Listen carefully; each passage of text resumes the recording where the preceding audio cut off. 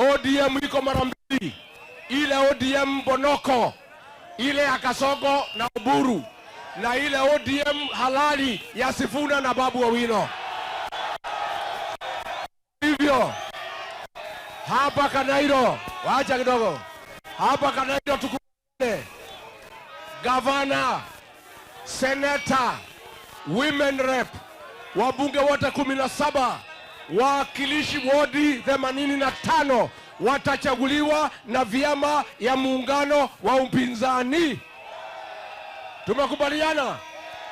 Tumesema hapa Kanairo, Kasongo na UDA wasipate hata kiti moja ndani ya jiji Nairobi, na ile ODM Bonoko, ile ya Wanga na Oburu na Juneti na Kasongo wasipate kiti hata moja katika jiji la Nairobi.